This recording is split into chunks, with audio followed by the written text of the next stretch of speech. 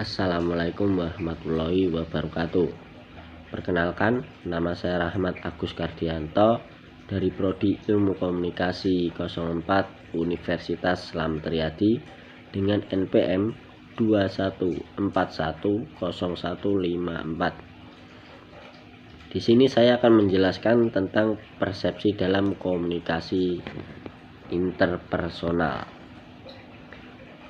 Menurut Joseph De Vito, persepsi adalah proses seseorang memiliki kesadaran tentang berbagai objek atau kejadian, khususnya orang lain yang dirasakan melalui panca indera seperti penglihatan, penciuman, perasa, pendengaran, dan sentuhan. Persepsi interpersonal adalah serangkaian proses berkelanjutan yang menyatu satu sama lain. Menurut Joseph De Vito, proses persepsi interpersonal berlangsung melalui 5 tahapan, yaitu stimulasi, organisasi, interpretasi dan evaluasi, memori, dan pengingatan. Tahapan yang pertama, stimulasi. Tahap pertama proses persepsi interpersonal adalah ketika alat indera distimulasi oleh berbagai informasi yang berasal dari lingkungan sekitar. Perlu dipahami bahwa tidak semua hal yang berasal dari lingkungan sekitar kita dapat kita rasakan. Tahapan yang kedua ada organisasi.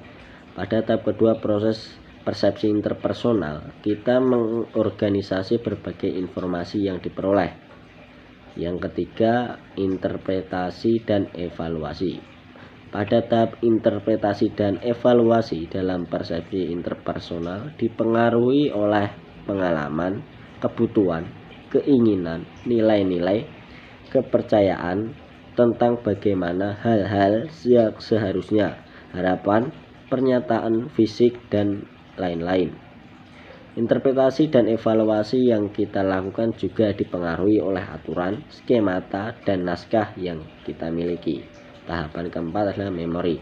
Persepsi yang kita miliki serta interpretasi dan evaluasi yang dimiliki oleh orang lain kemudian ditempatkan dalam memori.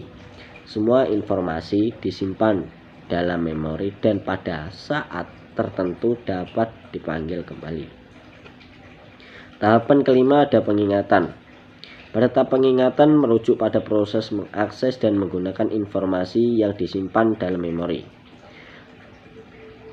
Pengingatan adalah proses aktif untuk menghasilkan kembali fakta dan informasi secara verbatim tanpa petunjuk yang jelas.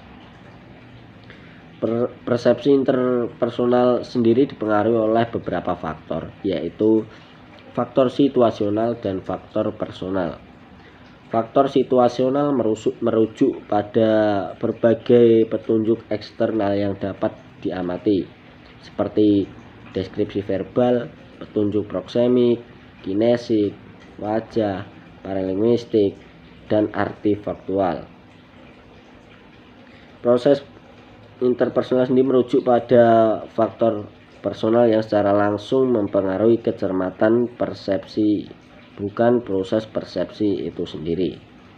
Kecermatan persepsi interpersonal dapat mempengaruhi kualitas komunikasi interpersonal yang dilakukan.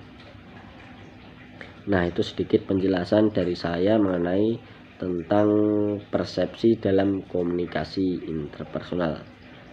Saya Rahmat Agus Kardianto. Jika ada salah kata atau salah ucap, mohon dimaafkan. Terima kasih.